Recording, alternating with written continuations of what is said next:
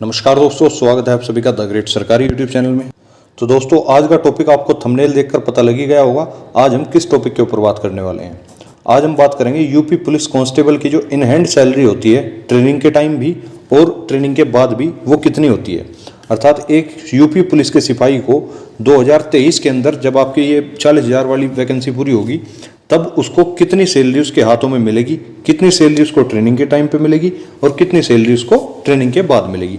आज सारी चीज़ detail wise discuss करने वाले हैं विद प्रूफ। आपको इसके प्रूफ भी दिखाऊंगा कुछ ना कुछ। और भाई, बहुत से स्टूडेंट्स के मन में होता भी है कि जिस चीज़ की हम तैयारी कर रहे हैं आखिरकार उसका इंसेंटिव या उसका आउटपुट तो पता हो कि क्या क्या चीज़ हमें उससे रिटर्न मिलने वाली है, कितना उसका मासिक वेतन जो है हमें मिलने वाला है। तो कहीं ना कहीं ये चीज़ भी आपको एक तरह से पढ़ने के लिए, उस जॉब को पाने के लिए मोटिवेट कर सकती है। तो इसलिए उसके बारे में भी जानना आपके लिए बहुत ही लाभदायक रहेगा, उम्मीद करता हूँ। और जिन लोगों का कमेंट आता रहता है यूपी पुलिस कांस्टेबल की सैलरी के बारे में, आज उनका भी सबका डाउट क्लियर कर दूंगा यहाँ पर। बस आपसे एक उम्मीद करूंगा कि आप वीडियो को शुरू से एंड तक पूरा ध्यान से देखेंगे, तभी जाकर आपको पूरा प्रोसेस जो है, पूरे एक एक वेतन भत्ता जो भी कुछ लगते हैं वो सब कुछ चीज़ें आपको समझ में आ जाएंगी। तो चलिए भाई, एक बार समझ लेते हैं मोटा मोटा क्या हिसाब है इसकी सैलरी का, कैसे कैसे ये मिलती है। तो देखो भाई, अगर सीधी सीधी अब आपको बात बताऊं तो यूपी पुलिस कांस्टेबल एक ग्रुप सी की पोस्ट है और जिसका बेसिक पे अर्थात जिसे हम मूल वेतन भी कह सकते हैं वो 21,700 रुपये है। अर्थात बिना किसी भत्ते के 21,700 रुपये आपको मिलने ही मिलने हैं। इसके बाद जो इसमें भत्ते वत्ते ऐड होते हैं उसे मिलाकर ये सैलरी काफ़ी अच्छी तरह से बन जाती है। अगर आपको साथ ही इसके साथ इसके ग्रेड पे की बात करता हूँ तो ग्रेड पे इसका 2,000 रुपये है। 2,000 रुपये के ग्रेड पे से तय होकर आपका बेसिक पे बनता है 21,700 रुपये। अगली बात अगर करता हूं तो फूड अलाउंस, यानी कि आपको खाने का भत्ता भी दिया जाता है हर महीने। ये आपका 1,500 रुपये मासिक 1,500 रुपये मासिक दिया जाता है, सैलरी के साथ ही ऐड कर दिया जाता है। उसी के साथ आपको HRA अर्थात house rent allowance, house rent अर्थात कहीं पे आप रेंट वेंट पे रह रहे हो तो आपको हाउस का भत्ता भी दिया जाता है। और ये भत्ता दो तरह से दिया जाता है। सपोज करो किसी की पोस्टिंग ग्रामीण एरिया में है तो ग्रामीण के लिए उसको 800 रुपये प्रति माह दिए जाएंगे, और यदि कोई सिटी में पोस्टेड है तो सिटी के लिए उसको 2,400 रुपये प्रति माह दिए जाएंगे।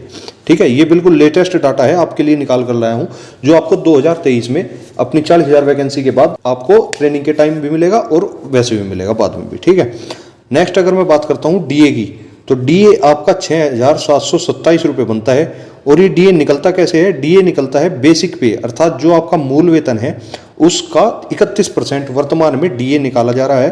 तो आप इसका निकाल कर देख सकते हो, 21,700 रुपये का जब आप 31% निकालोगे तो यही बनेगा 67-27 रुपये। ठीक है, अब अगर इसके बाद बात करूँ CA अर्थात सिटी अलाउंस अर्थात शहरी भत्ता जो मिलता है आप सभी लोगों को, वो 180 रुपये प्रति माह दिया जाता है।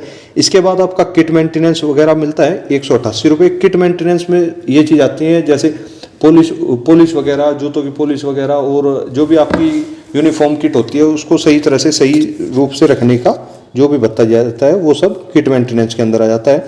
इसी के साथ आपको अदर खर्चों के लिए भी 100 रुपये का भत्ता यहाँ पर दिया जाता है।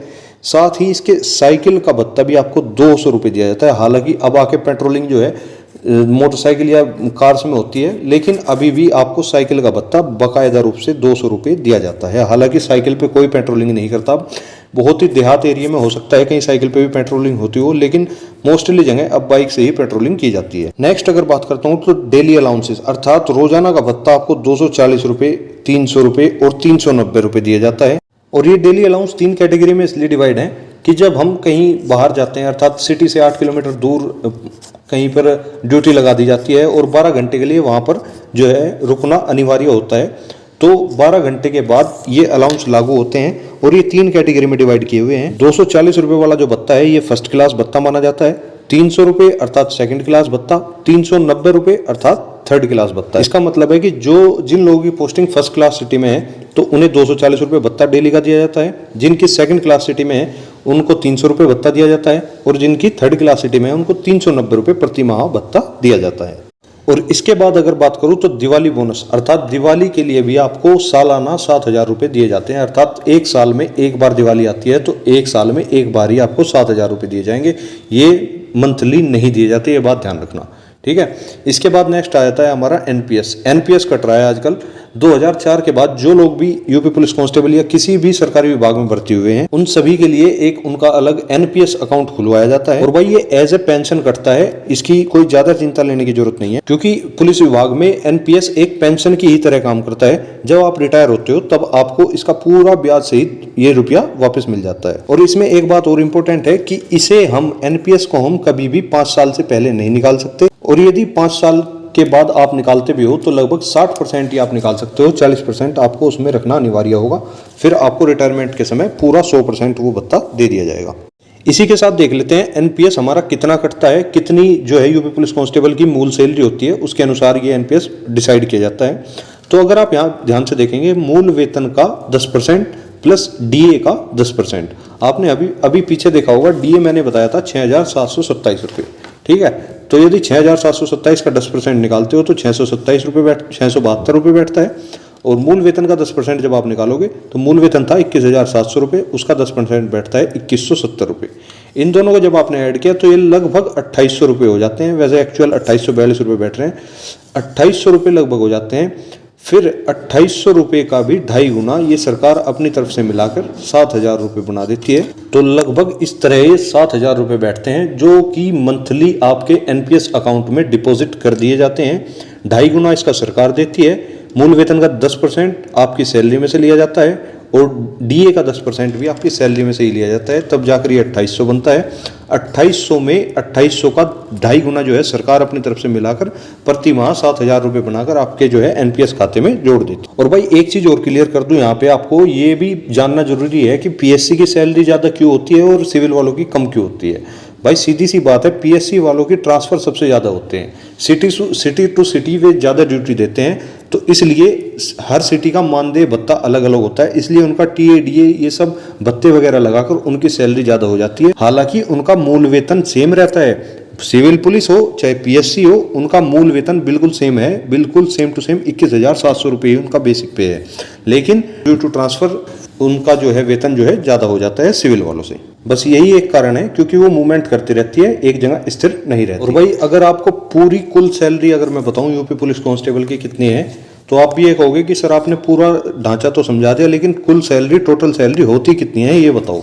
तो अगर मैं आपको बताऊं कि ग्रामीण क्षेत्र में यदि कोई कांस्टेबल तैनात है आज के टाइम में वर्तमान में, तो उसकी सैलरी लगभग 30,500 के आसपास, 30,500 से 31,000 रुपये बन जाती है प्रति माह की।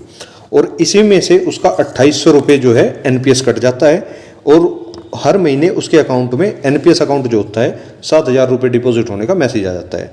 तो कुल मिलाकर ग्रामीण क्षेत्र के कांस्टेबल को लगभग 30,500 से 31,000 रुपये पड़ रहे हैं। और अगर बात करता हूँ सिटी में जो कांस्टेबल तैनात है, उसको यही सैलरी जो है 32,500 से 33,000 रुपये के आसपास पड़ रही है। तो ये थी आपकी मोटी मोटी सैलरी की इन्फॉर्मेशन। और भाई इसमें एक चीज और भी है, इंक्रीमेंट भी आपका एक बार साल में होता ही होता है। उसी के साथ यूनिफॉर्म के भी साल में आपको 6,000 रुपये दिए जाते हैं। उम्मीद करता हूँ आप सभी लोगों को समझ में आया होगा। और यही सैलरी आपको 40,000 वैकेंसी में जो लोग भर्ती होंगे उनको भी मिलने जा रही है। तो बिल्कुल इस वीडियो को ध्यान से देख लेना, और जिन्हें इसके बारे में ना पता हो अपने दोस्तों तक भी शेयर कर देना। और भाई वीडियो पसंद आ रही हो तो इसको लाइक जरूर कर दें और चैनल से जुड़ जाएं, आगे भी ऐसी ही इंपॉर्टेंट इन्फॉर्मेशन आपको मिलती रहेगी। मिलते हैं फिर नेक्स्ट वीडियो में। थैंक यू, जय हिंद, जय भारत।